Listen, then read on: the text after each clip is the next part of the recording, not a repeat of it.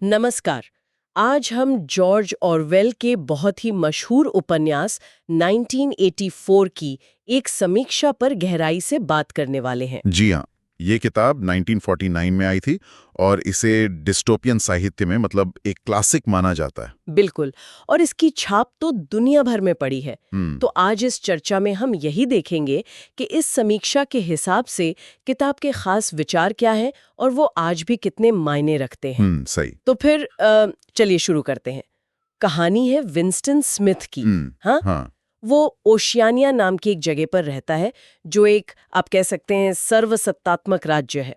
मतलब सरकार का हर चीज पर पूरा कंट्रोल है। हर चीज पर पार्टी, जिसका चेहरा है बिग ब्रदर, वो सब कुछ तय कर दिया है, क्या काम करना है, क्या सोचना है, यहाँ तक कि सच क्या है वो भी। और विंस्टन जो है वो इस माहौल से मतलब बहुत परेशान हो चुका है, घुटन महसूस करता है। हाँ, और वो अंदर ही अंदर एक तरह से विद्रोह करने लगता है, सच्चाई और आजादी ढूंढ रहा है ऐसी दुनिया में जहां इन शब्दों का कोई मतलब ही नहीं बचा। समीक्षा में जो पहली बड़ी बात उठाई गई है वो यही है, टोटल कंट्रोल और दमन का माहौल। हाँ, वो सर्वसत्तावाद। ऑरवेल ने एक ऐसे समाज की तस्वीर खींची है जहां मतलब हर पल नजर रखी जा रही है, सोचना भी गुनाह है। विचार अपराध, थॉट क्राइम। हाँ, थॉट क्राइम। और ये जो लगातार नजर रखने का आइडिया है, big brother is watching you, समीक्षा कहती है कि ये सिर्फ सरकारी जासूसी नहीं है। अच्छा। दिलचस्प बात यह है कि समीक्षा के मुताबिक ये एक तरह की मनोवैज्ञानिक निगरानी भी है। मतलब लोग डर के मारे खुद ही अपनी सोच पर पहरा लगा लेते हैं। हाँ, ये तो है,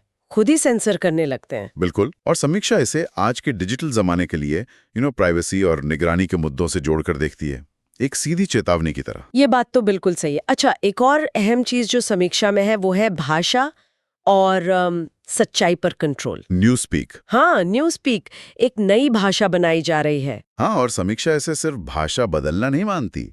वो कहती है कि ये विचारों को ही सीमित करने का एक हथियार है। मतलब अगर आपके पास विद्रोह या असहमति के लिए शब्द ही नहीं होंगे जी, तो आप वैसा सोचेंगे कैसे? सही बात है। भाषा को ही तोड़ मरोड़ दो ताकि सोच ही बदल जाए। बिल्कुल। पार्टी लोगों के सोचने की क्षमता पर ही हमला कर रही है इसके जरिए। और ये फिर इतिहास बदलने से भी जुड़ जाता है ना। हाँ, वो मशहूर लाइन, जो अतीत को नियंत्रित करता है वो भविष्य को नियंत्रित करता है। पार्टी लगातार पुराने रिकॉर्ड्स बदलती रहती है ताकि वो आज की राजनीति के हिसाब से फिट बैठें।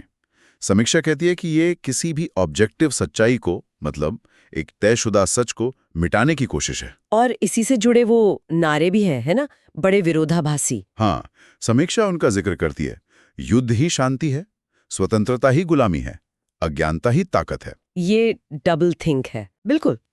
दोहरी सोच, एक ही वक्त में दो एकदम उल्टी बातों पर यकीन करना।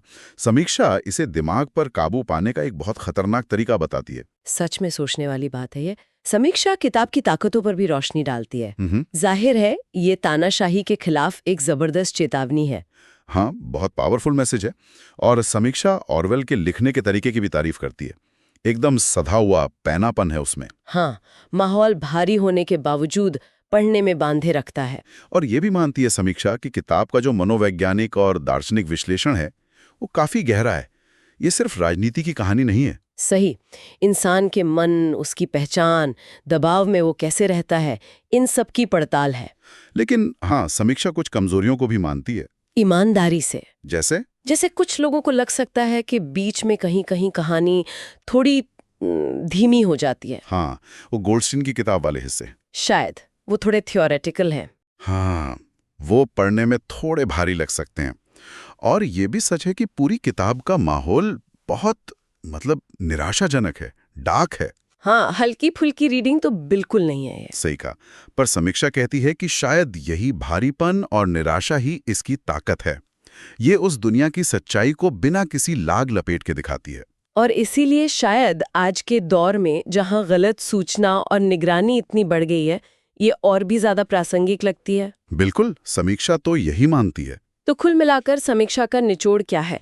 यही कि ये किताब सत्ता, सच, निगरानी, भाषा के गलत इस्तेमाल, इन सब पर एक डरावनी पर जरूरी चेतावनी है। हाँ, और इसीलिए समीक्षा इसे पूरे 5 स्टार देती है। और कहती है कि राजनीति, आजादी, दर्शन या डिस्टोपियन कहानियों में रुचि रखने वाले हर किसी को यह पढ़नी चाहिए। बिल्कुल। समीक्षा का मानना है कि ये किताब हमें सिखाती है कि सत्ता कैसे कंट्रोल करती है और क्यों हमें हमेशा सवाल पूछते रहना चाहिए, क्रिटिकल थिंकिंग क्यों जरूरी है। सही। ये पाठक को सोचने पर मजबूर करती है। सत्ता क्या है, सच्चाई क्या है, और मुश्किल हालात में इंसानियत कैसे बचाए रखें।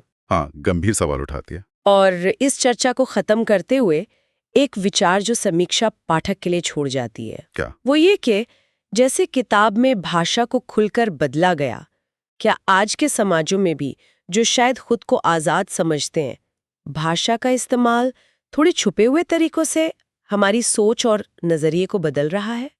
ये सोचने वाली बात है। बहुत जरूरी सवाल है आज के लिए।